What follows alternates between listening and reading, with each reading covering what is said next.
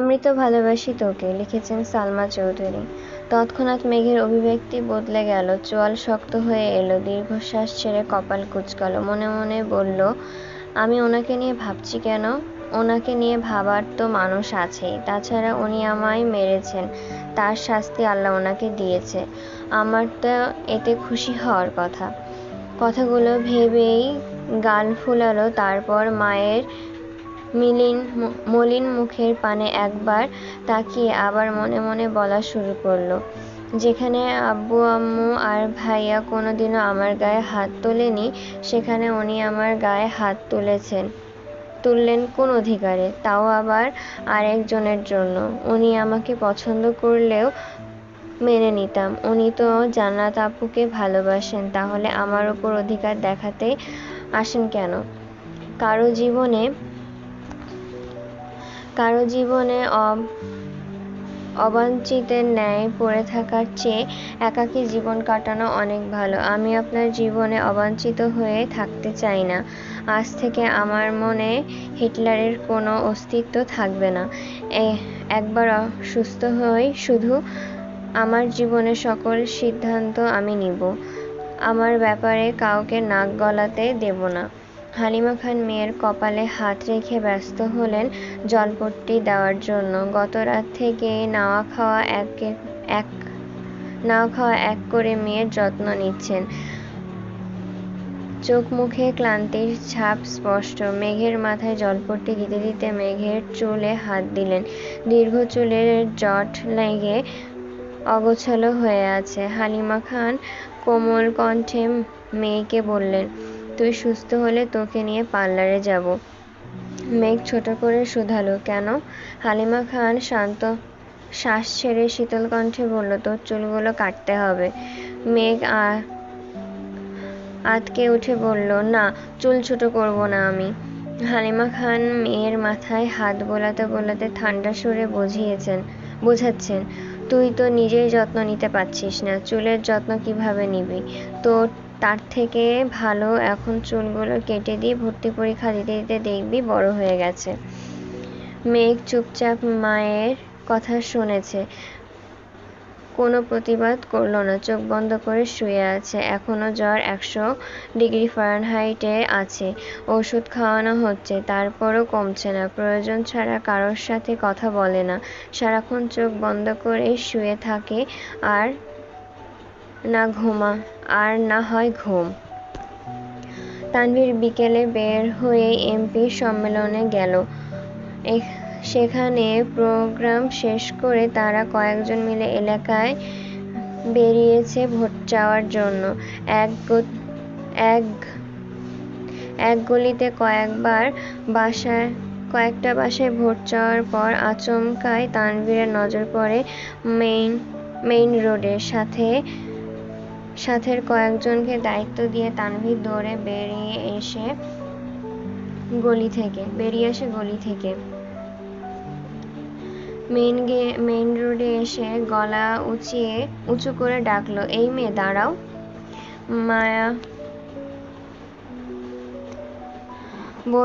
বন্যা সহসা পেছনে ঘুরল।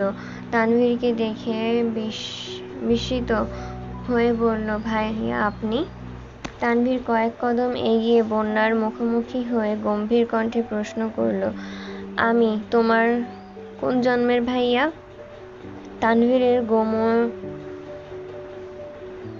তানভীরের গোমরা মুখের কথাটা বন্যার কিছুটা ভ্যাবাচ্যাকা খেলো।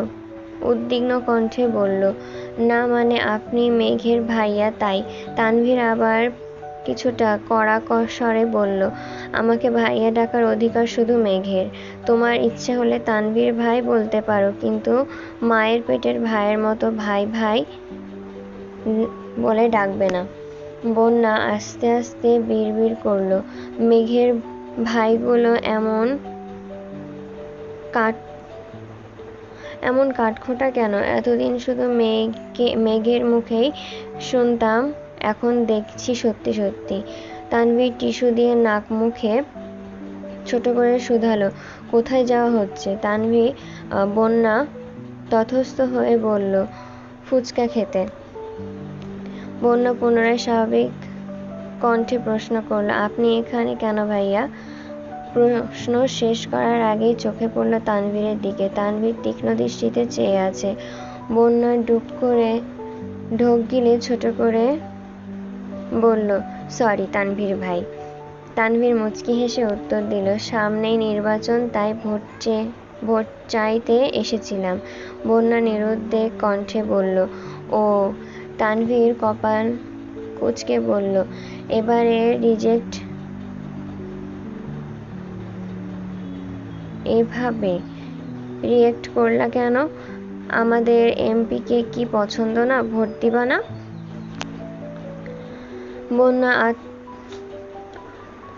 বন্যা আতঙ্কিত হয়ে তাকালো তানভীরের দিকে। ডানে বামে মাথা নাড়িয়ে বলল, না না, তেমন কোনো বিষয় না। তাছাড়া আমি তো ভোটার হইনি। তানভীর বিরক্তি নিয়ে বলল, তাতে কি হয়েছে? তোমার আব্বু আম্মু বড় বোন তো আছে, তারা তো ভোটার। যেভাবে রিয়াকশন দিচ্ছ মনে হচ্ছে গোষ্ঠীর কাউকে ভোট দিতে দিবে না। বন্যা মুখ ফুলিয়ে শ্বাস ছেড়ে আস্তে করে বলল, আপনাদের এমপিকেই ভোট দিতে বলবো। তানভীর মোলায়েম কণ্ঠে বলল, ঠিক আছে, এখন বাসায় যাও, কিছুক্ষণের মধ্যেই তোমাদের বাসায় আসছি। সবাইকে হালকা নাস্তা দিও। বন্যা চোখ গোল গোল করে চাইল, তারপর ছোট করে বলল, আমি ফুচকা খেতে যাচ্ছিলাম। তানভীর কণ্ঠ ভারী করে বলল, একদিন ফুচকা না খেলে কি মরে যাবে? বন্যা নির্বাক চোখে চেয়ে রইল। তানভীর গলা খাকারি দিয়ে পুনরায় বলে উঠল, ভেবো না তোমায় জোর করছি। সত্যি বলতে সম্মেলন থেকে সরাসরি এদিকেই চলে এসেছি। সরকারি। ওরা সকালের পর থেকে এখনো খায়নি কিছু। তোমাদের এদিকে নাস্তা খাওয়ার মতন কোনো দোকান, রেস্টুরেন্ট কিছুই নাই। কাজ না শেষ করে যাওয়া সম্ভব না। আবার সন্ধ্যার আগে কাজ শেষ করতে হবে। তুমি বনুর বেস্ট ফ্রেন্ড, সেই সুবাদেই তোমাকে বলছি। আমাকে না খাওয়ালেও চলবে। ওদের জন্য 1 কাপ চা, বিস্কিট আর হালকা নাস্তার ব্যবস্থা করে দিলে খুব ভালো হতো। বন্যা স্বাভাবিক কণ্ঠে বলল, জি অবশ্যই, আমি বাসায় গিয়ে ব্যবস্থা করছি। আপনি সবাইকে নিয়ে বাসায় আসবেন প্লিজ। বন্যা পুনরায় প্রশ্ন করল, বাসা চিনেন? তানভীর উঁচু নিচু মাথা নাড়ালো। বন্যা আর কথা না বাড়িয়ে চুপচাপ বাসার দিকে হাঁটা দিল। বন্যাদের মধ্যবিত্ত পরিবার, বাবা সরকারি কর্মকর্তা, বন্যারা 2 বোন আর 1 ভাই। বন্যার বড় বোন স্নাতক শেষ করে চাকরির জন্য পড়াশোনা করছে আর বিভিন্ন চাকরি পরীক্ষা দিচ্ছে। বন্যা ছোট মেয়ে। তাছাড়া বন্যার একটা ছোট ভাইও আছে, এখন ক্লাস 8-এ পড়ে, নাম রিদ। বন্যা বাসায় গিয়ে আম্মুকে আর বোনকে বলল রান্নার ব্যবস্থা করতে। কিছুক্ষণ সময়ের মধ্যেই নুডলস, পাকোড়া, ফিরনি সাথে চা, বিস্কিট রেডি করে ফেলেছে। কিছুক্ষণ পর হাজির হলো সকলে। এলাকার সব বাড়িতে বলে শেষে এদিকে গিয়ে এগিয়ে গিয়েছে বন্যাদের বাসায়। কলিং বেল চাপতে কিছুক্ষণের মধ্যে বন্যা এসে দরজা খুলে দিল। তানভীর দুটা শপিং ব্যাগ এগিয়ে দিল বন্যার দিকে। সবাইকে বসতে বলে বন্যা ভেতরে চলে গেল। বন্যার আম্মু সকলকে নাস্তা দিতে ব্যস্ত। বন্যার বোন কাজ শেষ করে আগে নিজের রুমে চলে গিয়েছেন। একটা শপিং ব্যাগ খুলতেই চোখে পড়ল পার্সেল করা ফুচকা। বন্যা আশ্চর্য নয়নে তাকিয়ে আছে আর বিড়বিড় করে বলছে, তানভীর ভাই আমার জন্য ফুচকা এনেছে? উনি কবে থেকে এত ভালো মানুষ হলেন? তারপর দ্বিতীয় শপিং ব্যাগ খুলে দেখল এতে আপেল, মাল্টা আরও কি ফল। বন্যাদের বাসায় টুকটাক নাস্তা করে বেরিয়ে পড়েছে সকলে। বন্যা রান্নাঘর থেকে বেরিয়ে মায়ের সাথে মেইন গেট পর্যন্ত এসে দাঁড়িয়েছে।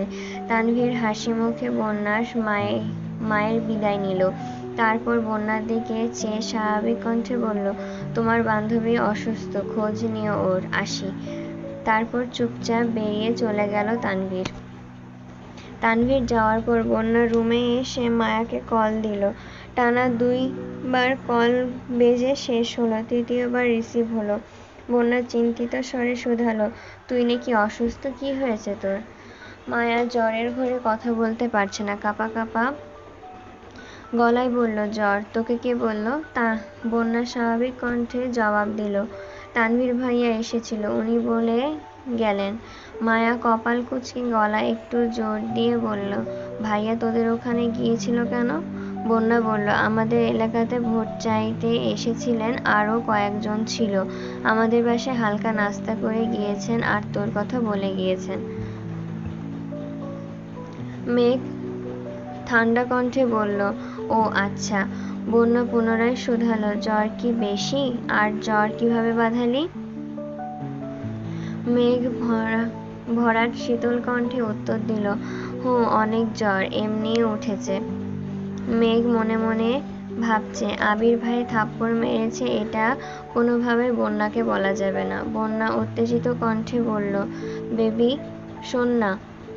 মেঘ জ্বরের ঘোরে বলল, বল, শুনছি। বন্যা দ্বিগুণ উত্তেজিত কণ্ঠে বলল, জানিস তোর ভাই তো আমার জন্য ফুচকা নিয়ে এসেছে। মেঘ এবার চোখ গোল গোল করে চাইল, গলা ঝেড়ে বলল, কাহিনী কি, পুরাটা বল। বন্যা স্বাভাবিক কণ্ঠে সম্পূর্ণ ঘটনা খুলে বলল। সবটা শোনার পর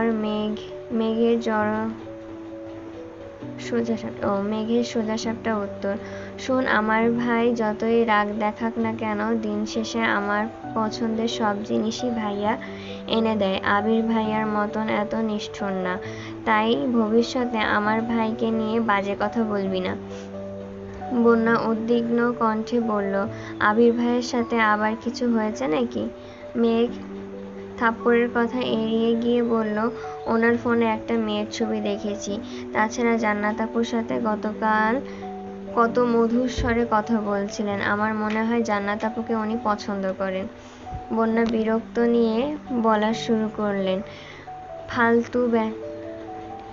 ফালতু ব্যাটারি নিয়া একদম ভাববি না তুই। তোর জন্য কিউট একটা বয়ফ্রেন্ড খুঁজে দিব, তুই কোনো চিন্তা করিস না। এই ব্যাটার কথা তো ভুলেও ভাবিস না। এই ব্যাটা কি হারিয়েছে সেটা একদিন ঠিকই বুঝবে।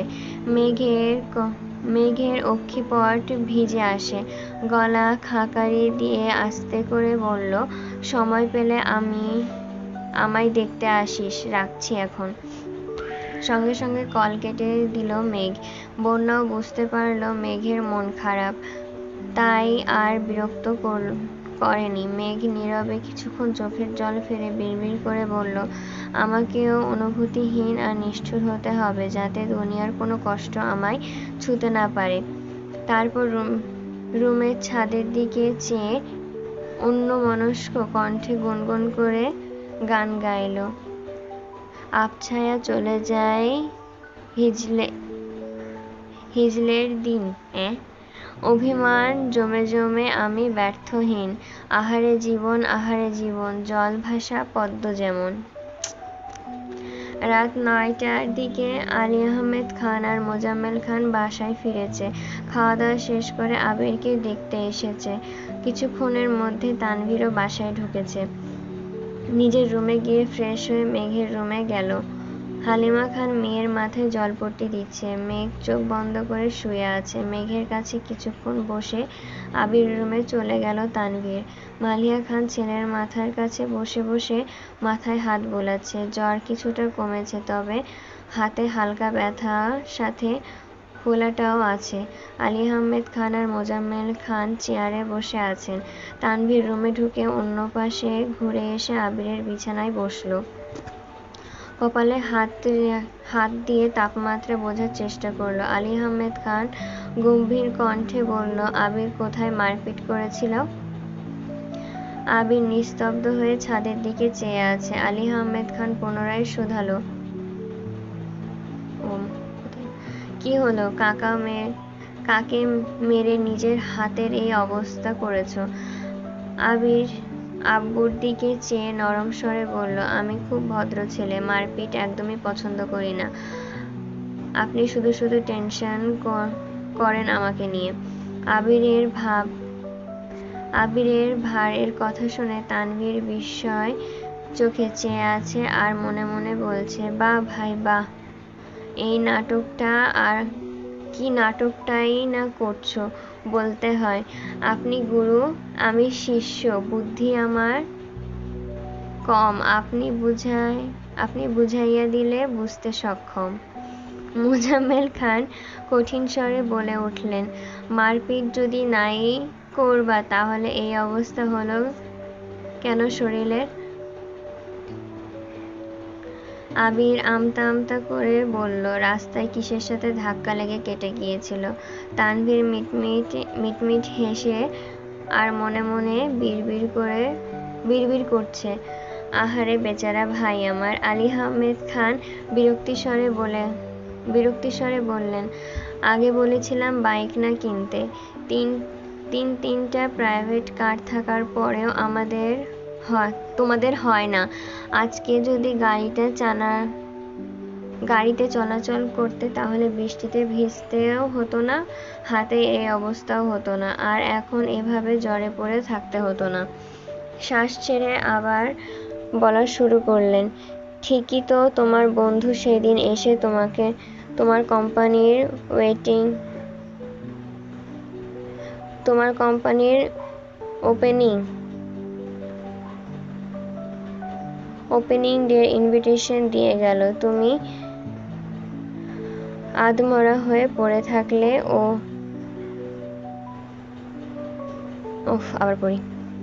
ঠিকই তো, তোমার বন্ধু সেই দিন এসে তোমার কোম্পানির ওপেনিং ডে ইনভিটেশন দিয়ে গেল। তুমি আধমরা হয়ে পড়ে থাকলে ওপেন করবে কে? আবির ছোট করে বলল, আমিই করব। কপাল কুঁচকে আলী আহমেদ খান হুঙ্কার দিয়ে বললেন, ও সব ভণ্ডামি বাদ দিয়ে কাজে মনোযোগ দাও। মারপিট করে জীবনে কিছুই করতে পারবে না, শুধু শত্রুর সংখ্যাই বাড়াবে। কোম্পানি শুরু করার অনুমতি চেয়েছিলে, অনুমতি দিয়েছি। এখন যদি কোম্পানির কাজের বাইরে নিজের মর্জি মতো চলো তাহলে আমাকেও কঠোর হতে হবে, এই আমি বলে রাখলাম।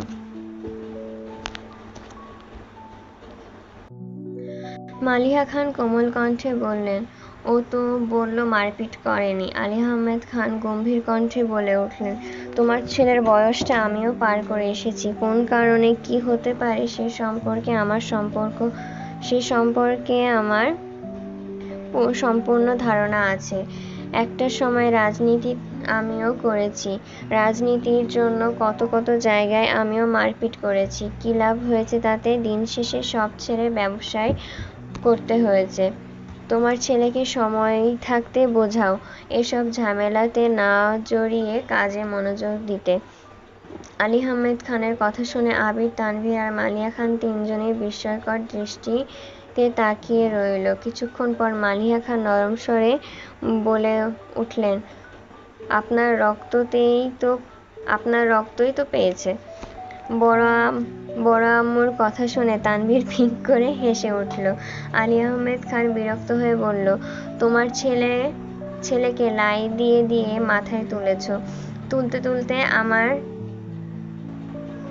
তুলতে আমার সমস্যা নেই, একদিন শুধু আমার কানে ওর মারপিটের খবর আসুক। কথা না শেষ করে রাগে ফুঁসতে ফুঁসতে চলে গেলেন আলী আহমেদ খান।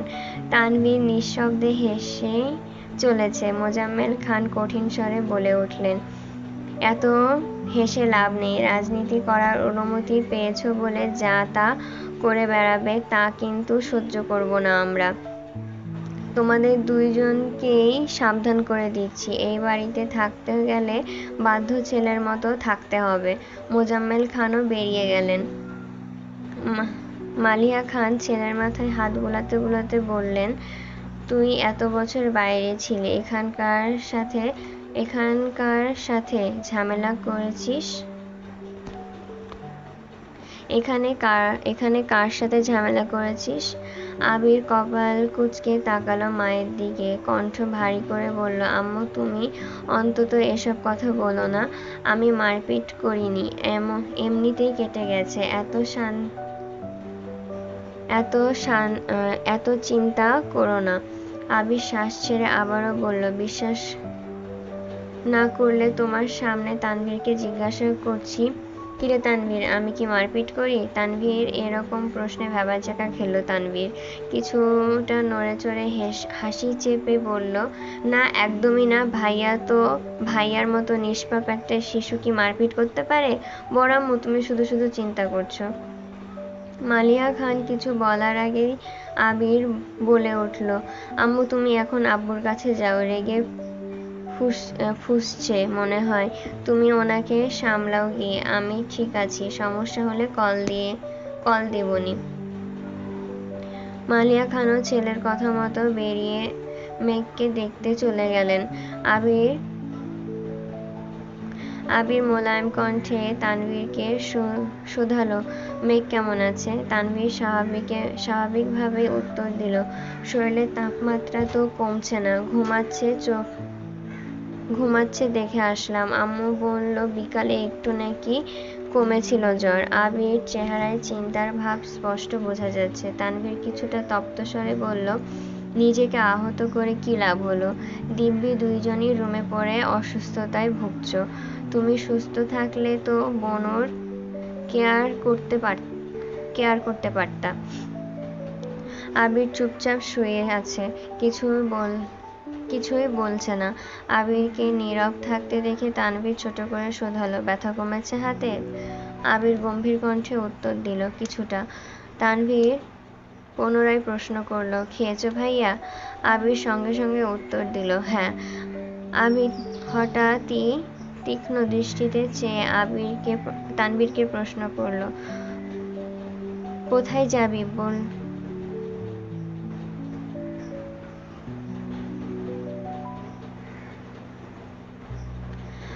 কোথায় যাবি বলেছিলি? গেছিলি? কি খাওয়ালো?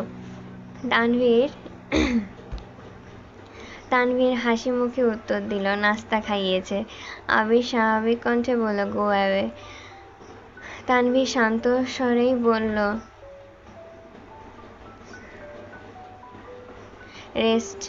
রেস্ট নিবা? লাইট অফ করে দেব? আবির উপর নিচে মাথা নাড়ালো শুধু। তানভীর লাইট অফ করে বেরিয়ে গেছে।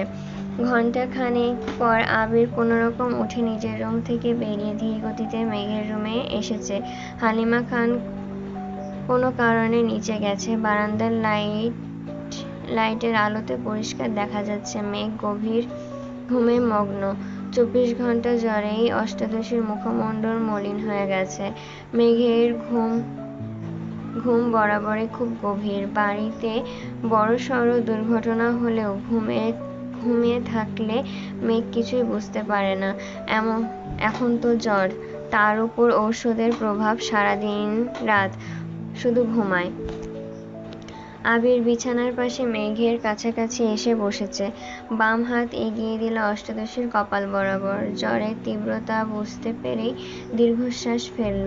অষ্টাদশীর চুলে হাত বুলাতে বুলাতে বিড়বিড় করে বলল, আল্লাহ, ওর সব ব্যাধি আমায় দাও, তবুও ওকে তুমি সুস্থ করে তোলো প্লিজ। ওর এই অসুস্থতা সহ্য করার ক্ষমতা আমার নেই। কিছু সময় নিস্তব্ধ হয়ে চেয়ে রইল অষ্টাদশীর ক্লান্ত বদনে।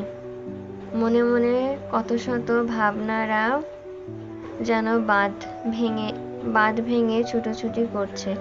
মাথায় হাত বোলাতে বোলাতে শীতল কণ্ঠে বলা শুরু করলো, আই এম সরি মেঘ, আর কোনোদিন তোর গায়ে হাত তুলব না। প্লিজ এবারের মতো মাফ করে দিস আমায়। গত 9 বছরের মতো এবার অন্তত দূরে সরিয়ে দিস না। রাগ কর আর যাই কর, কিন্তু কথা বলিস প্লিজ। তুই কথা না বললে এবার হয়তো দেশ নয় দুনিয়া ছেড়ে চলে যাব। কথাগুলো একবারেই বলে দীর্ঘশ্বাস ছেড়ে ধীর পায়ে রুম থেকে বেরিয়ে নিজের রুমে চলে গেল আবির। রুমে গিয়ে ফোন হাতে নিয়ে ডাক্তারের নম্বরে কল করলো। ডাক্তার সাথে সাথে কথা শেষ করেই ছোট একটা পৃষ্ঠাতে দুটো ওষুধের নাম লিখতে লিখতে তানভীরকে কল করলো। তানভীর 1 মিনিটের মধ্যে রুমে হাজির হলো। আবির ওয়ালেট থেকে 1000 টাকার নোট বের করে ওষুধের নাম লেখা পৃষ্ঠা আর টাকাটা তানভীরের দিকে এগিয়ে দিয়ে বলল, কষ্ট করে এই 2টা ওষুধ নিয়ে আসবি প্লিজ, আর বাকি টাকা দিয়ে ওর জন্য খাবার নিয়ে আসিস। তানভীর পৃষ্ঠা হাতে নিয়ে ঠান্ডা স্বরে বলল, টাকা লাগবে না, আমার কাছে আছে। আবির শক্ত কণ্ঠে বলল, নিতে বললাম নে, আর ওষুধ কিনে একটা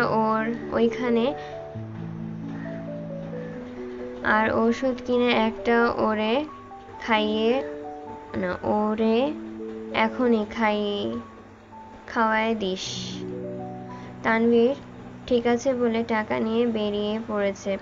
আবির বিছানার সাথে হেলান দিয়ে বসে ফোনের ওয়ালপেপারে দেওয়া মেঘের ছবিটা মনোযোগ দিয়ে দেখছে। আবির দেশে ফেরার পর শুক্রবার যখন সব আত্মীয়রা আবিরকে দেখতে এসেছিল, সে সময়ে সোফায় আবির আর মেঘ মুখোমুখি বসেছিল। তখনই আবির মেঘের ছবি তুলেছিল। সেই ছবিটাই এডিট করে ওয়ালপেপারে দিয়ে রেখেছে। ছবিটা দেখতে দেখতে হঠাৎই ঠোঁটের কোণায় এক চিলকি হাসি ফুটে উঠল আবিরের। তারপর গুনগুন করে গান গাইতে শুরু করলো, তুই তো আমার সব রে পাগল, তুই তো আমার সব, তুই তো আমার বেঁচে থাকার বড় অনুভব। কেটে গেল 2 দিন। আবির কিছুটা সুস্থ হয়েছে। হাতের ব্যথা একেবারেই সারেনি। ওষুধ চলছে। এর মধ্যে রাকিব, রাসেল সহ বাকি বন্ধুরাও দেখতে এসেছিল আবিরকে। এই 2 দিনে মেঘের জ্বর কমেছে ঠিকই, তবে শরীর অতিরিক্ত দুর্বল। হালিমা খান ঘন্টায় ঘন্টায় মেয়ের জন্য এটা সেটা রান্না করে নিয়ে আসে আর মেয়েকে জোর করে খাওয়ান। আবির রাতে দিনে বেশ কয়েকবার করে মেঘকে এসে দেখে যায়। মেঘ সজাগ থাকলেও আবিরকে দেখে চোখ বন্ধ করে শুয়ে থাকে। আবির 2-1টা কথা বললেও মেঘ যেন নিস্তব্ধ হয়ে থাকে, সর্বোচ্চ মাথা নাড়ে শুধু। রবিবার রাতে আবির বিছানায় বসে বাম হাতে ল্যাপটপে কাজ করছিল। আগামী 1 তারিখ আবিরের অফিসের ওপেনিং ডে। ইকবাল খান দরজায় এসে হালকা কাশি দিয়ে বললেন, ভেতরে আসবো? আবির ল্যাপটপ থেকে চোখ সরিয়ে কাকামণির দিকে চেয়ে বলল, কাকামণি ভেতরে আসো। ইকবাল খান চেয়ারে বসতে বসতে শোধালো, শরীরের কি অবস্থা এখন? কাল কি অফিস করতে পারবি? আবির ঠান্ডা কণ্ঠে জবাব দিল, পারবো, তাছাড়া রাকিব, রাসেল তো আছেই, সমস্যা হবে না আশা করি।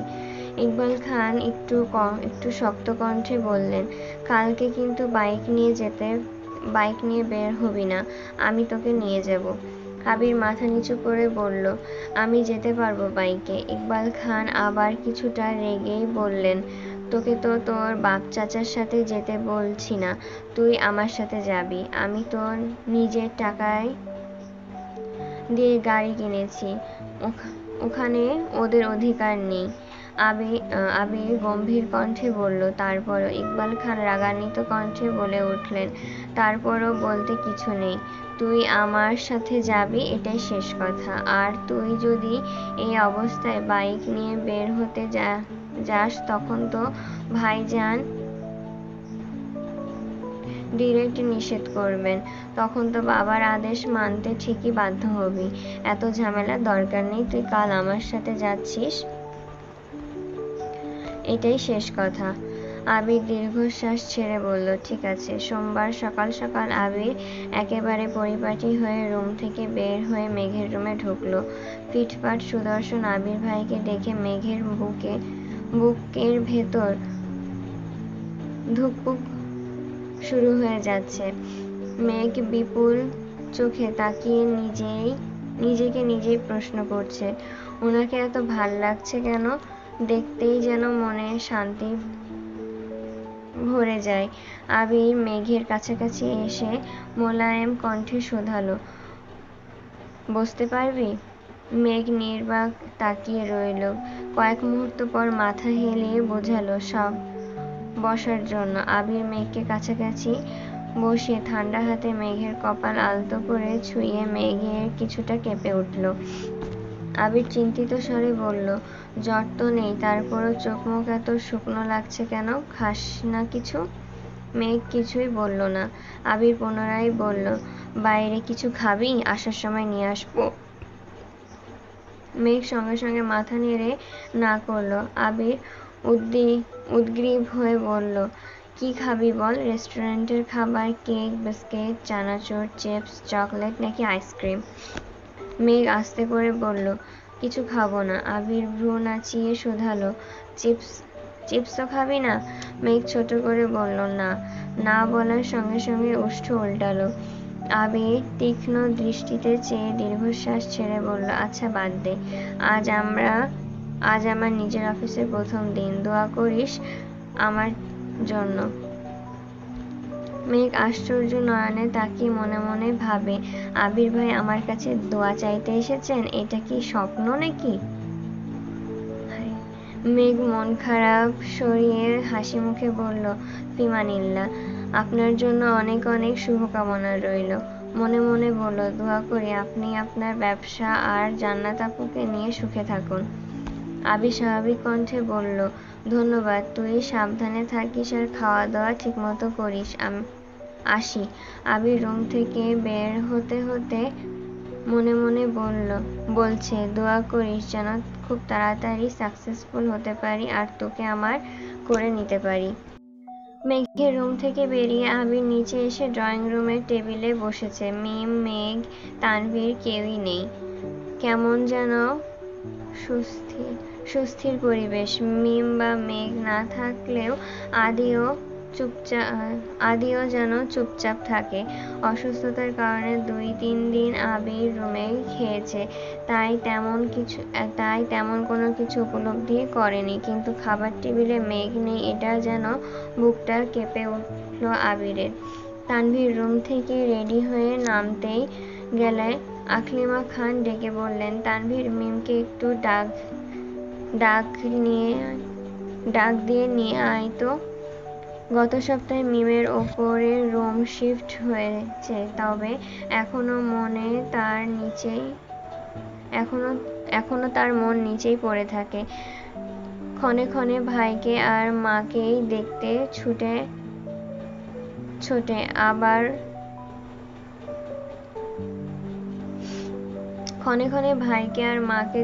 ছোটে আবার ওপরে আসলে মেঘের রুমে যায়, আবার নিজের নতুন রুম গোছায়।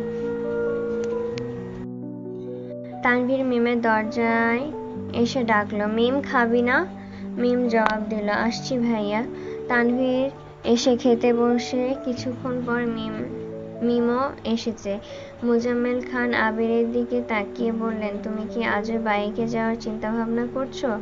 আবির কিছু বলার আগে ইকবাল খান বলে উঠলেন, না না, আবির আমার সাথে যাবে। আলী আহমেদ খান গম্ভীর কণ্ঠে বললেন, সেই ভালো, তুই নিয়ে যাস। ওর তো আবার আমাদের সাথে আমাদের গাড়িতে চলাফেরা করতে সমস্যা। আবির চটজলদি খাওয়া শেষ করলো। যাওয়ার আগে স্বাভাবিক কণ্ঠে বলল, আপনারা টাইম মতো চলে আসবেন প্লিজ। তানভীরের দিকে চেয়ে বলল, তুই কি এখন যেতে পারবি? তানভীর জবাব দিল, একটু পরে যাই। আবির শান্ত কণ্ঠে বলল, ঠিক আছে, তাড়াতাড়ি চলে আসিস, আর বাইকের চাবি রুমে আছে, নিয়ে আসিস। তানভীর হাসি মুখে মাথা নাড়ালো। আলী আহমেদ খান, মোজাম্মেল খান, ইকবাল খান থেকে শুরু করে রাকিব, রাসেলের আব্বু, চাচ্চু যারা ছিলেন তারা সকলেই এসেছে। অফিসের কলিগদের সহ সকলেই দুপুরে খাওয়ানো হয়েছে। আবিরের একজন পরিচিত ছোট ভাই, নাম মিজান, তাকে আবিরের পিএস হিসেবে নিযুক্ত করা হয়েছে। পিএস কি?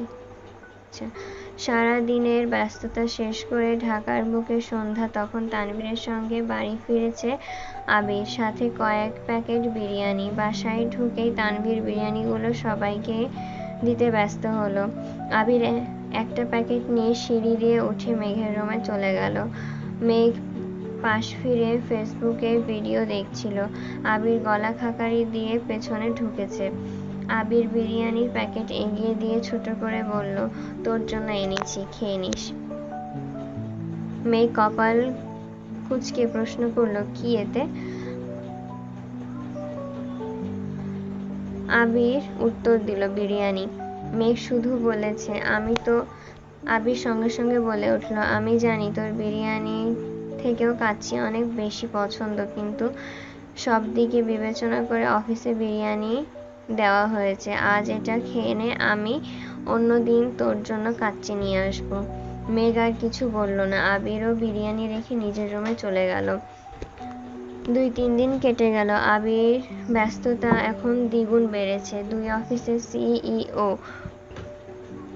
এর দায়িত্ব পালন করার চারটেখানি কথা নয়, তারপরেও কোনো কাজেই ফাঁকি দেয় না ছেলেটা। নিজেকে প্রতিষ্ঠা করার ঝোঁক মাথাচাড়া দিয়ে বসেছে। শত ব্যস্ততার মাঝে প্রতিদিন ফজরের নামাজ পড়ে বাসায় ফিরে নিজের ভালোবাসার মানুষকে ঘুমন্ত অবস্থায় দেখে যায়।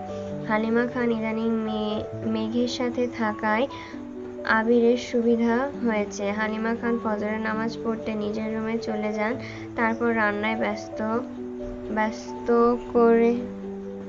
ব্যস্ত করেন। এই ফাঁকেই আবির মেঘকে দেখে ছাদে চলে যায়। 2-3 দিন যাবৎ বাসায় ফেরার সময় মেঘের জন্য এটা সেটা খাবার কিনে নিয়ে আসে।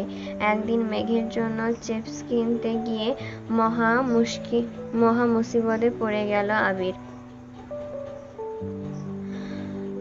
আবির দোকানদারকে বলল, চিপস দেন।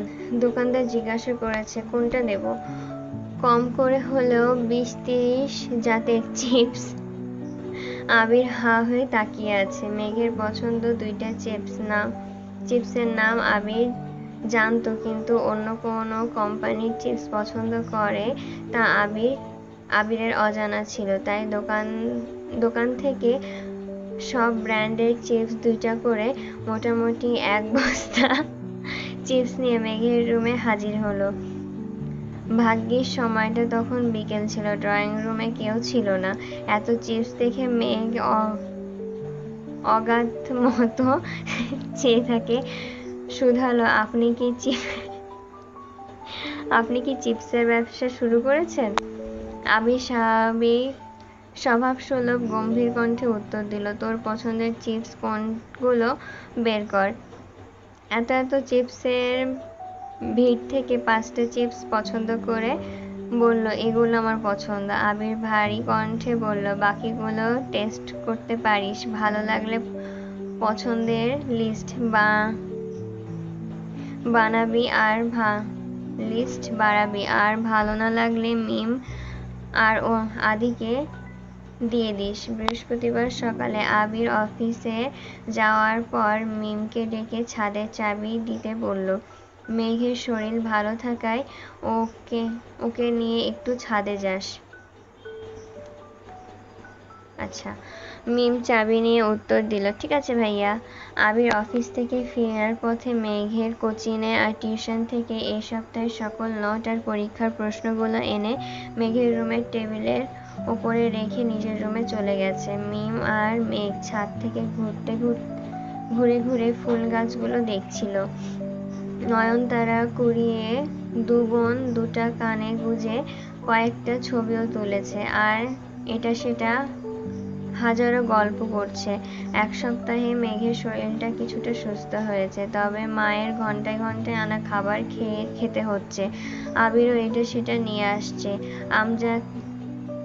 মোজাম্মেল খান অথবা আলী আহমেদ খান রুটি, কলা, ফল নিয়ে আসে। তানভীর রাতে ফেরার সময় যা চোখের সামনে পায় তাই নিয়ে আসে। খেতে খেতে আর শুয়ে থাকতে থাকতে ক্লান্ত হয়ে গেছে। বেশ খানিকটা সময় ছাদে ঘোরাঘুরি করে নিচে এসে সে এসে যে যার রুমে চলে গেছে। মেঘ রুমে ঢুকেই চোখে পড়ল টেবিলের ওপরে রাখা প্রশ্ন আর শীটের দিকে। এগুলো নিয়ে উল্টে পাল্টে দেখলো, বুঝতে বাকি নেই এগুলো আবির ভাই এনেছে। মেঘ সন্ধ্যার পর পড়তে বসে। অসুস্থতার ফলে 1 সপ্তাহ যাবৎ বই নিয়ে বসতেই পারছে না মেয়েটা। কিছুক্ষণ পড়াশোনা করে আবির ভাইয়ের আনা প্রশ্ন দিয়ে পরীক্ষা দিতে নিজের অবস্থা চেক করলো। প্রতি শুক্রবারের ন্যায় এই শুক্রবারও ভালোভাবেই কাটলো সকলের। আবির আসরের নামাজ পড়ে করিডর দিয়ে নিজের রুমের দিকে যাচ্ছিল। হঠাৎই সামনে পড়ল মেঘ। একটা স্কাই ব্লু কালারের জামার সাথে সাদা ওড়না গলায় পেঁচিয়েছে। হাতে একটা পার্স নিয়ে খোলা চুলে বের হচ্ছে রুম থেকে।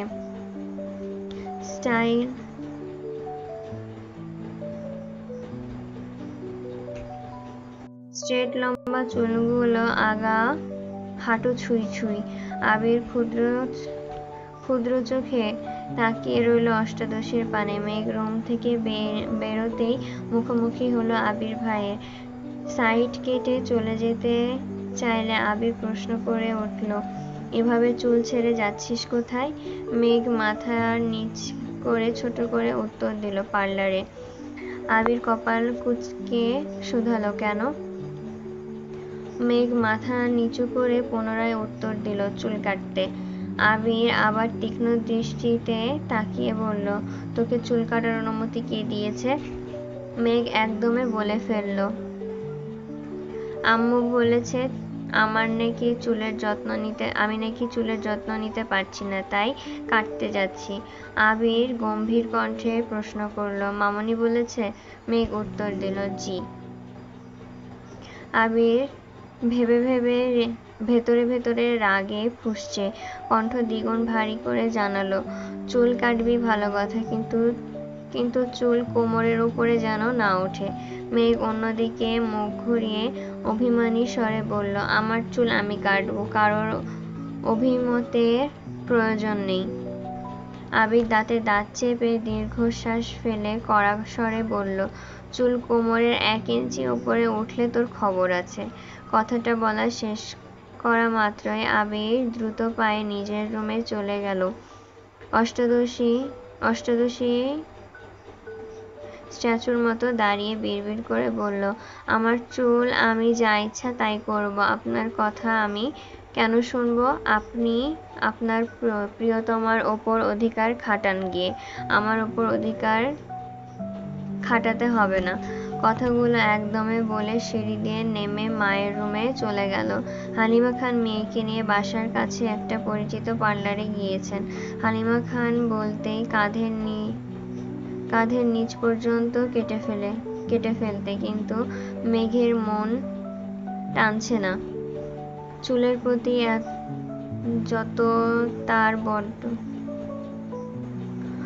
প্রতি যেন তার বড্ড বেশি মায়া। মায়ের কথায় চুল কাটতে রাজি হয়েছে সেই অনেক। হালিমা খান জোরাজুরিতে মেঘের পিঠ পর্যন্ত চুল কাটতে রাজি হয়েছে। পার্লারের মেয়ে যখনই চুল কাটার জন্য কাঁচি হাতে নিল, তখনই মেঘ মনে পড়ে গেল আবির ভাইয়ের বলা কথা। মেঘ মনে মনে ভাবল, না, আবির ভাইয়ের ওপর কোনো বিশ্বাস নেই। চুল ছোট করলে যদি ওই দিনের চেয়ে বেশি জোরে মারে, তাহলে তো আমি মরেই যাব। থাক বাবা, এই ফালতু ব্যাটার মার খেয়ে অকালে জীবন ত্যাগ করার কোনো প্রয়োজন নেই। আর কিছুদিন জীবনটা উপভোগ করে নেই। সঙ্গে সঙ্গে মেঘ চিৎকার দিয়ে উঠল। মেঘের আচমকা চিৎকারে হালিমা খান কিছুটা ভড়কে গেলেন। চিন্তিত হয়ে জিজ্ঞাসা করলেন, কি হয়েছে তোর? এভাবে চিৎকার করছিস কেন? মেঘ নিরুদ্বেগ কণ্ঠে বলল, কোমর পর্যন্ত কাটবো চুল। হালিমা খান কিছুটা বিরক্ত হয়ে বললেন, কোমর পর্যন্ত কাটলে কি আর হবে? সে তো বড়ই থাকবে। মেঘ মন খারাপ করে উত্তর দিল, তারপরও কোমর পর্যন্ত কাটবো, আর ছোট করবো না আম্মু, প্লিজ। হালিমা খানও আর জোরাজুরি করলেন না। মেয়ের কথা মতো কোমর পর্যন্ত কাটানো হলো। কাজ শেষ করে সন্ধ্যার আগে আগে বাসায় ফিরেছে মা মেয়ে। আবির ড্রয়িং রুমের সোফায় বসে কফি খাচ্ছিল। কাউকে ঢুকতে দেখে চোখ তুলে এক পলক তাকালো। মেঘের চোখে দৃষ্টি স্থির হলো। মেঘকে দেখে দৃষ্টি স্থির হলো। মেঘের চুল দেখার জন্য তীক্ষ্ণ দৃষ্টিতে চেয়ে রইল। মেঘ সিঁড়ি দিয়ে ওঠার পথে আবির ভাইয়ের দিকে তাকিয়ে ভেঙচি কেটে দ্রুত পায়ে উঠে নিজের রুমে চলে যাচ্ছে। মেঘের কোমর পর্যন্ত চুল দেখে আবির মাথা নিচু করে মুচকি হাসলো। আবির কফি শেষ করে বাসা থেকে বেরিয়ে পড়েছে। প্রতি শুক্রবারের মতো মাগরিবের নামাজ পড়ে বন্ধুদের সাথে আড্ডা দিতে চলে গেছে। বাসায় ফিরতে ফিরতে 11টা বেজে গেছে। শনিবারে ডাইনিং টেবিলে নাস্তা করছিল সকলে, তাই মেঘ নেমে আসে। চঞ্চল পায়ে নূপুরের ঝনঝন শব্দে আবির চাইল সিঁড়িতে। চুল ছোট করাতে যেন অন্যরকম সুন্দর লাগছে তার অষ্টাদশীকে। কোমরে পড়া চুলগুলো হাঁটার সঙ্গে সঙ্গে এদিক সেদিক নড়ছে। আবির সঙ্গে সঙ্গে দৃষ্টি নামিয়ে খাওয়াতে মনোযোগ দিল। মেঘ কাছাকাছি আসতেই আলী আহমেদ খানও প্রশ্ন করলেন, এখন শরীর কেমন? মেঘ একগাল হেসে উত্তর দিল, আলহামদুলিল্লাহ ভালো বড়াব্বু। তানভীর কয়েক সেকেন্ড তাকিয়ে প্রশ্ন করল, চুল কেটেছিস নাকি? এবার যেন সকলের দৃষ্টি মেঘের চুলের দিকে গেল। কেউ কিছু বলল না। মেঘ ছোট করে উত্তর দিল, হ্যাঁ।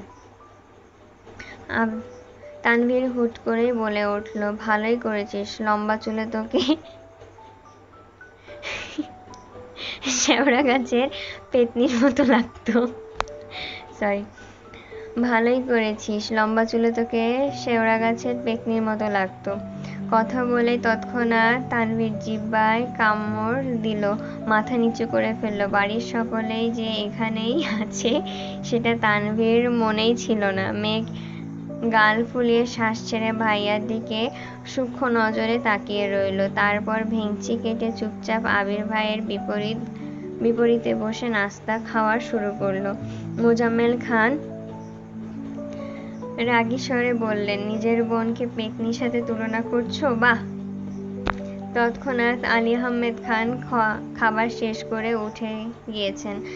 ইকবাল খান হাসি মুখে বললেন, তানভীর মজা করে বলেছে, বাদ দাও তো ভাইয়া।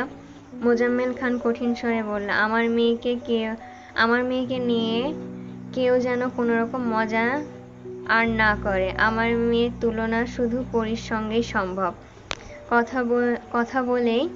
কথাটা বলে মোজাম্মেল খান রেগে ফুঁসতে ফুঁসতে চলে যাচ্ছে। এইদিকে বাবার কথায় খুশিতে মেঘ সশব্দে হেসে উঠল। বাবার যাওয়ার দিকে তাকিয়ে তানভীর বিড়বিড় করে বলল, পেতনি তো শুধু গাছেই থাকে, পরী তো কোনো দেশ বিদেশে ঘুরবে, তখন তো খুঁজেও পাবে না। পেতনি তো তবুও গাছে থাকে, পরী হয়ে কোন দেশ বিদেশে ঘুরবে, তখন তো খোঁজও পাবে না। ইকবাল খান কিছুটা হেসে স্বাভাবিক কণ্ঠে বলল, ভাইয়ার সামনে এসব উল্টাপাল্টা মজা করিস না, এসব মজা ভাইয়া নিতে পারে না। তানভীরও আর কথা বাড়ালো না। ইকবাল খানের খাবার খেয়েই উঠে পড়েছেন। আবির যেন নীরব দর্শক, এক হাতে ফোনের কি চেক করছে, অন্য হাতে খাবার খাচ্ছে। মেঘও মনোযোগ দিয়ে খাবার খেতে ব্যস্ত। মিম হঠাৎ করে বলে উঠল, আপু জানো কি হয়েছে? মেঘ ঘাড় ঘুরিয়ে মিমের দিকে তাকিয়ে বলল, কি হয়েছে? আবিরও ফোনের থেকে দৃষ্টি সরিয়ে মিমের দিকে চাইল। মিম আবিরকে দেখেই ডোক গিলে ছোট করে বলল, পরে বলবো নে। মেঘ বলে উঠল, কি হয়েছে বল। আবির মেঘের দিকে তাকিয়ে থমথমে কণ্ঠে বলল, চুপচাপ খেতে পারছিস না? খেতে বসে এত কথা কিসের? মেঘ আর মিম দুজনেই মাথা নিচু করে চুপচাপ খাচ্ছে। আবিরও খাবার শেষ করে বেসিনে চলে গেছে। তৎক্ষণাৎ মালিয়া খান ডাইনিং এর টেবিলের কাছে এসে শোধালো, তোদের কি আর কিছু লাগবে? মেঘ উদ্গ্রীব হয়ে প্রশ্ন করলো, আচ্ছা বড় আম্মু, তোমার ছেলের জন্মের পর কি মুখে মধু দাওনি? মালিয়া খান হেসে উঠলেন। আবির বেরিয়ে যেতে যেতে রাশভারী কণ্ঠে বলল, মধুতে ভেজাল ছিল, তাই খাইনি। মেঘ আশ্চর্য নয়নে সহসা ঘাড় ঘোরালো, কিন্তু ততক্ষণে আবির মেন গেট পেরিয়ে বেরিয়ে গেছে। মেঘ পুনরায় মালিয়া খানের দিকে চাইল। মালিয়া খান হাসি থামিয়ে বলল, আবিরকে সত্যি মধু দেওয়া হয়নি। আবিরের জন্মের সময় আমার অবস্থা অনেক খারাপ ছিল, তখন বাড়িতে 2 জন ডাক্তার ছিল।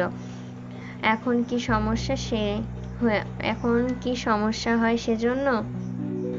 আর কখন কি সমস্যা হয় সেজন্য? আর ডাক্তাররা কি মধু খেতে দিবে নাকি? বারবার নিষেধ করা হয়েছে, কোনো রকম মধু পানি খাওয়ানো যাবে না। আর তোর বড় আব্বুকে এখন কি দেখছিস? আবিরের জন্মের সময় ছেলেকে রেখে এক চুলও কোথাও নড়েননি। ডাক্তার যা যা বলেছেন, যেভাবে বলেছেন সেভাবে সব করেছে। মেঘ মালিয়া খানের দিকে তাকিয়ে নিরেট কণ্ঠে বলল, এজন্যই তো ছেলে এমন কাঠখোট্টা। মালিয়া খান স্বাভাবিক কণ্ঠে বললেন, আবির ছোটবেলায় এরকম ছিল না। বিদেশে যাওয়ার আগ থেকেই কেমন জানি হয়ে গেছে। দেশে ফিরে তো আরো গম্ভীর হয়ে গেছে। সে সব কথা বাদ দে, তোরা তাড়াতাড়ি খাওয়া শেষ করে পড়তে বস গিয়ে। সারাদিন শেষে রাতের বেলায় মেঘ পড়ছিল। পড়তে পড়তে হঠাৎই জান্নাত আপুর কথা মনে পড়েছে। রবিবার তো জান্নাত আপুর আসার কথা, কিন্তু মেঘ তো জান্নাত আপুকে দেখার বা ওনার কাছে পড়ার বিন্দুমাত্র ইচ্ছা নেই। মেঘ পড়ছে আর অপেক্ষা করছে কখন তানভীর ভাই বাসায় ফিরবে আর তানভীর ভাইকে বলবে জান্নাত আপুর কাছে পড়বে না। রাত্রি 11টায় তানভীর ফিরেছে। মেঘ পড়া শেষ করে ভাইয়ের রুমের সামনে গিয়ে ডাকলো, ভাইয়া। তানভীর ভেতর থেকে বলল, হ্যাঁ ভেতরে আয়। মেঘ রুমে ঢুকে বিছানার পাশে দাঁড়িয়ে আছে। তানভীর বোনের দিকে চেয়ে প্রশ্ন করল, কিছু বলবি? মেঘ কোমল কণ্ঠে বলল, একটা কথা বলতাম। তানভীর স্বাভাবিক ভাবেই বলল, হ্যাঁ বল। মেঘ নির্দ্বিধায় বলে ফেলল, জান্নাত আপুর কাছে আমি আর পড়বো না, তুমি ওনাকে না করে দাও। তানভীর চিন্তিত কণ্ঠে শোধালো, কেন, কোনো সমস্যা? মেঘ মাথা নিচু করে বলল, সমস্যা না, এমনি পড়বো না। তানভীর গলা খাকারি দিয়ে বলল, বনু, এটার সমাধান আমি দিতে পারবো না, তুই ভাইয়ার সাথে কথা বলিস। মেঘ বিরস কণ্ঠে বলল, তুমি তো জান্নাত আপুকে নিয়ে এসেছো, তাহলে তুমি নিষেধ করে দাও, আমি ওনার সাথে কথা বলতে পারবো না। তানভীর আবার ঠান্ডা কণ্ঠে বলে উঠল, আমার কাছে জান্নাত আপুর নাম্বার নেই, ভাইয়ার কাছে আছে। তাছাড়া ভাইয়ার কথায় জান্নাত আপু তোকে পড়াতে এসেছে। তুই না পড়তে চাইলে ভাইয়াকে বলিস, ভাইয়া যা সিদ্ধান্ত নিবে তাই হবে। এই বিষয়ে কথা বলার অধিকার আমার নেই। তোর জন্য কথা থাকলে বল। মেঘের মনের ভেতরে সুপ্ত ক্রোধ যেন মাথায় উঠে গেছে। চোখ মুখ লাল হয়ে গেছে। আর কোনো কথা না বলে রাগে ফুঁসতে ফুঁসতে নিজের রুমে চলে গেল। এত বছর তো তানভীরই মেঘের সকল সিদ্ধান্ত নিয়েছে, তবে আজ কেন আবির ভাইকে সিদ্ধান্ত নিতে হবে, এটা মেঘ কোনোভাবেই মানতে পারছে না। কিন্তু অষ্টাদশী তো জানে না 7 বছর যাবৎ আবির সিদ্ধান্তই তানভীর সবকিছু করেছে। সকালবেলা ঘুম থেকে উঠে মেঘ রুমে পায়চারি করছে। আবির ভাইকে কিভাবে বলবে, কি করে বলবে তাই ভেবে পাচ্ছে না। আজ না আবার থাপ্পড়ও দিয়ে বসে। তৎক্ষণাৎ নিজেকে নিজে সাহস দিয়ে বলল, তুই কি এতই দুর্বল নাকি? দীর্ঘ সময় পায়চারিতে মেঘের নাকের ডগায় বিন্দু বিন্দু ঘাম জমে গেছে আর মুক্তার ন্যায় চিকচিক করছে। বুকে সাহস নিয়ে অষ্টাদশী নিজের রুমে থেকে বেরিয়ে করিডর দিয়ে আবিরের রুমের দিকে পা বাড়ালো। আবির শার্টের স্লিভ ফোল্ড করতে করতে নিজের রুম থেকে বের হচ্ছিল। হঠাৎ মেঘকে দেখে সেখানেই দাঁড়িয়ে পড়ল। মেঘ এক মুহূর্তের জন্য সবকিছু ভুলে আবিরের দিকে নিষ্ফল তাকিয়ে রইল। ছাই রঙের একটা শার্ট ইন করে পরা, চোখে সানগ্লাস, ক্রাশ খাওয়ানো সেই লুকে দাঁড়িয়ে আছে আবির ভাই। সে তো জানে না এই সুদর্শন লোকে ছোট অষ্টাদশীর মনের মণিকোঠায় ব্যথা অনুভব হয়। মেঘ অভিমুখে চাইল আবিরে। মেঘের অভিমুখে চাইল আবির। নাকের ডগায় জমে থাকা ঘাম যেন আবিরের দৃষ্টিকে টানছে। মেঘের শান্ত অস্থির নয়নজোড়ার দিকে তাকিয়ে আবির মনে মনে বলে, এই চোখ শুধু আমার সর্বনাশ দেখে, এই চোখে শুধু আমার সর্বনাশ দেখি। মেঘের অভিব্যক্তি বদলাতে সময় লাগলো না। মাথা নিচু করে বুক ফুলিয়ে শ্বাস নিয়ে বলল, আপনার সাথে আমার কথা আছে। আবির স্বভাব সুলভ ভারী কণ্ঠে বলল, বল। মেঘ নিরেট কণ্ঠে বলল, আমি জান্নাত আপুর কাছে পড়ব না। মনের ভেতরে সুপ্ত ক্রোধটা এক নিমিষেই প্রকাশ করে ফেলল। মেঘের কথায় আবির স্বাভাবিক কণ্ঠে প্রশ্ন করল, কেন? মেঘ তপ্ত স্বরে জানালো, ইচ্ছে নেই, তাই পড়ব না। আবির ভ্রু গুটিয়ে বিরক্তি নিয়ে বলল, তোর ইচ্ছেতেই তো সবকিছু হবে না, তোকে জান্নাতের কাছে পড়তে হবে। মেঘ আবারও ভেতরে রাগ ফুঁসে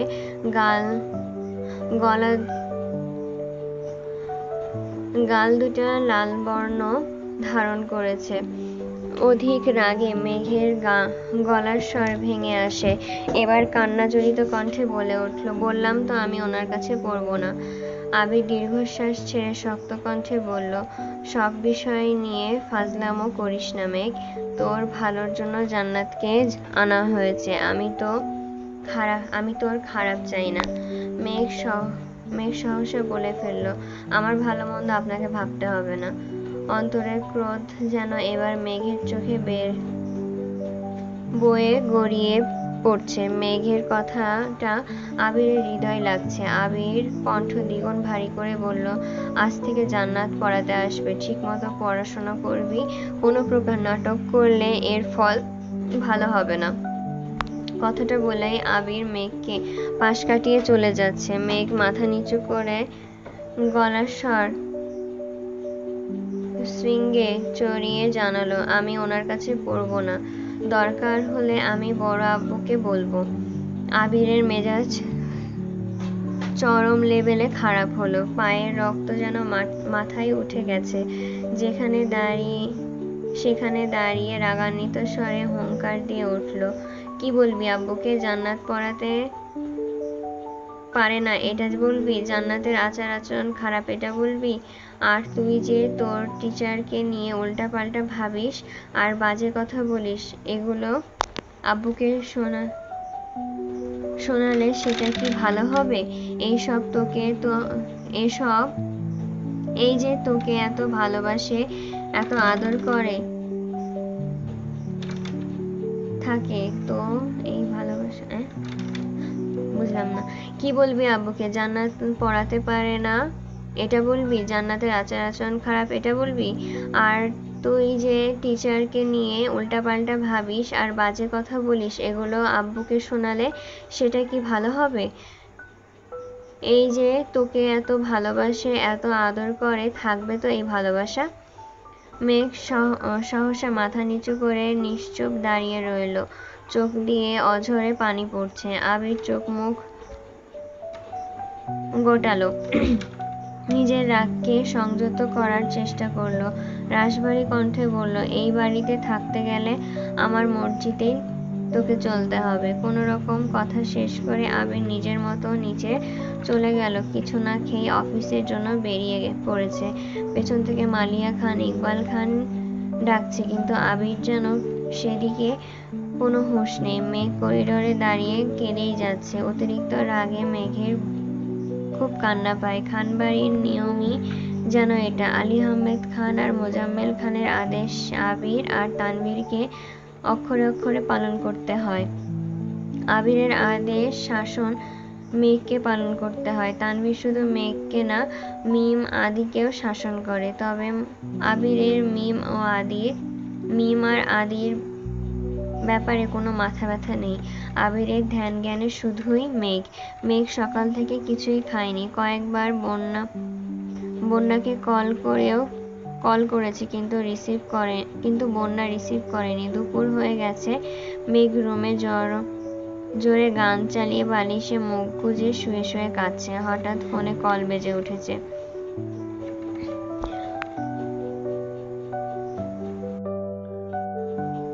মেঘ মুখ তুলে ফোনের দিকে তাকিয়ে দেখলো বন্যা কল করেছে। মেঘ ফোন রিসিভ করতেই বন্যা বলে উঠল, কিরে, এত কল দিয়েছিস কেন? মেঘের কান্নার শব্দ শুনে বন্যা চিন্তিত কণ্ঠে জিজ্ঞাসা করলো, কি হয়েছে বেবি, কাঁদছিস কেন? মেঘ কান্নার মাত্রা কমিয়েছে, তবে এখনো ফুপিয়ে ফুপিয়ে কেঁদেই চলেছে। ক্রোধিত কণ্ঠে মেঘ বলল, আমি এই বাড়িতে আর থাকবো না, চলে যাব বাড়ি ছেড়ে। বন্যা কোমল কণ্ঠে শোধালো, কেন, কে কি বলেছে তোকে? মেঘ কণ্ঠ দ্বিগুণ ভারী করে বলল, কেউ কিছু বলেনি। রেজাল্ট দিলে যদি পাশ করতে পারি, তাহলে তুই যে ভার্সিটির আবেদন করবি সেগুলো ভার্সিটিতে আমার আবেদনটাও করিস। টাকা আমি দেব, তুই শুধু আবেদন করে দিবি। তারপর পরীক্ষার সময় একসাথে গিয়ে 2 বান্ধবী পরীক্ষা দিব। বাংলাদেশের যে জায়গাতে চান্স পাবো সেখানে ভর্তি হব। তারপরে এই বাড়িতে আমি থাকবো না। বন্যা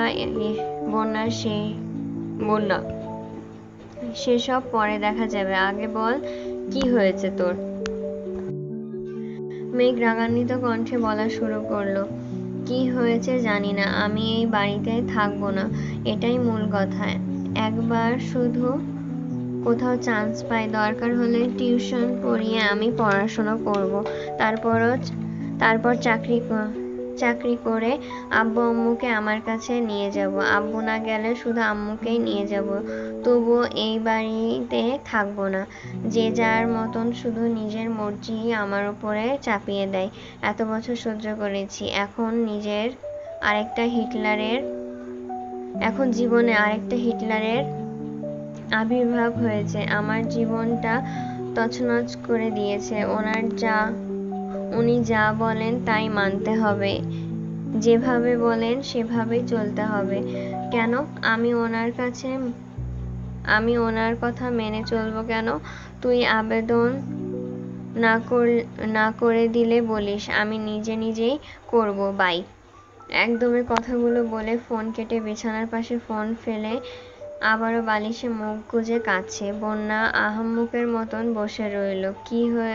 কি এমন হয়েছে যে মেঘ সব ছেড়ে ছুড়ে চলে যেতে চাচ্ছে? কিছুই তার মাথায় ঢুকছে না। আবির মেঘের রুমের দরজায় দাঁড়িয়ে মেঘের বলা প্রত্যেকটা কথা শুনেছে।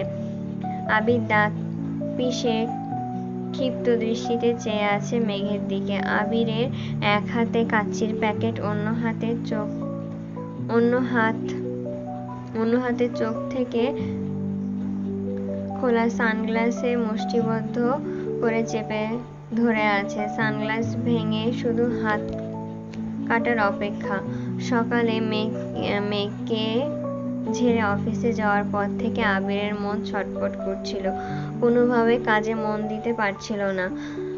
বাধ্য হয়ে অফিস থেকে জ্যাম পেরিয়ে অষ্টাদশীর পছন্দের রেস্টুরেন্ট থেকে কাচ্চি নিয়ে বাসার দিকে রওনা দিয়েছে। মেঘের স্পেশাল কিছু রেস্টুরেন্ট ব্যতীত অন্য কোথাও থেকে কাচ্চি খায় না। গত সপ্তাহে আবির কাজে ব্যস্ততার ফলে সে রেস্টুরেন্ট থেকে কাচ্চি নিয়ে খাওয়ানোর সময় সুযোগ হয়ে ওঠেনি। তাই আজ সব কাজ ফেলে বেরিয়েছে। কিন্তু যেখানে সে নিজের থেকে বেশি ভালোবাসে, যাকে সে নিজের থেকেও বেশি ভালোবাসে, সে অষ্টাদশী তাকে ছাড়া চিরতরে দূরে চলে যাওয়ার প্ল্যান করছে। এটা শুনে যেন আবিরের মাথায় আকাশ ভেঙে পড়ছে, হৃদয় কেঁপে উঠছে। নিজের অজান্তে মনে মনে বলল, আমাকে এতই ঘৃণা করিস আমায়?